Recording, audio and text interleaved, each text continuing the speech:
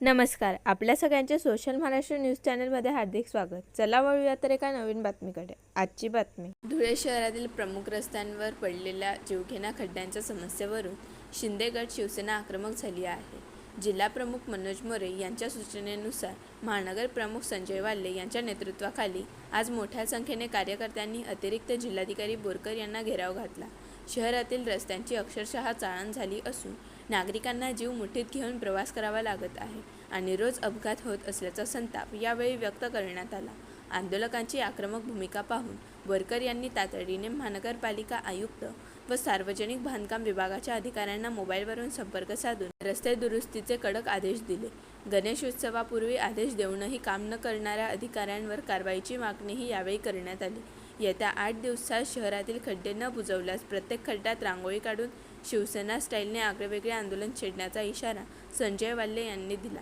आज धुळे शहरातील सार्वजनिक बांधकाम विभाग व महानगरपालिकेच्या अंतर्गत जे धुळे शहरातले प्रमुख रस्ते गुरुद्वारापासून तर नगावबारीपर्यंत, कृष्णा हॉटेलपासून तर पारोळा चौफुलीपर्यंत, दसेरा मैदानापासून तर संतोषी मातेपर्यंत, संतोषी मातेपासून तर गांधी पुतळ्यापर्यंत आणि इतर धुळे महानगरपालिकेच्या हद्दीतले जे रस्ते आहे, ह्या रस्त्यांची परिस्थिती अत्यंत दयनीय झालेली आहे. गुडघ्या एवढे खड्डे या धुळे शहरातल्या प्रमुख रस्त्यावर पडलेले आहेत. मागे गणरायाच्या आगमनाच्या पूर्वी कलेक्टर ऑफिसमध्ये शांतता कमिटीची मीटिंग झाली होती आणि या मीटिंगमध्ये प्रशासनाला, सार्वजनिक बांधकाम विभागाचे अधिकारी असतील, महानगरपालिकेचे अधिकारी असतील, यांना कलेक्टर महोदयांनी आदेशित केलं होतं की आगमनाच्या मार्गाचे आणि विसर्जनाच्या मार्गाचे जे काही रस्ते असतील ते रस्ते तात्काळ त्या ठिकाणी तुम्ही बुजवले पाहिजे. पण गेंड्याच्या कातडीचं जे प्रशासन आहे, जे सार्वजनिक बांधकाम विभाग असेल, महानगरपालिका असेल, यांनी कुठल्याही प्रकारचं त्या ठिकाणी खड्ड्याची डागडुगी करून ते खड्डे बुजवलेले नाही. अत्यंत वाईट परिस्थिती आहे. 4 दिवसापूर्वी नाशिक शहरामध्ये खड्ड्यामध्ये मोटरसायकलीवाला पडून त्या ठिकाणी त्याचा दुर्दैवी मृत्यू झालेला आहे. मग धुळ्याचे हे महानगरपालिकेचं प्रशासन असेल, या सार्वजनिक बांधकाम विभागाचं प्रशासन असेल, हे धुळे शहरातल्या सर्वसामान्य नागरिकाची मरणाची वाट या ठिकाणी बघतंय का?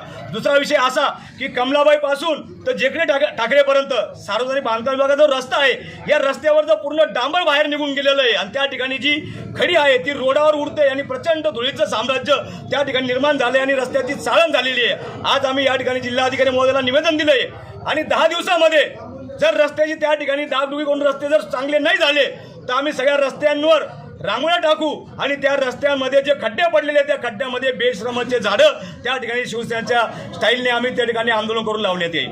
जय हिंद, जय महाराष्ट्र. बातमी आवडल्यास चॅनलला लाईक व सबस्क्राईब करा व दररोज अशा नवनवीन बातम्या पाहण्यासाठी चॅनलला फॉलो करा. धन्यवाद.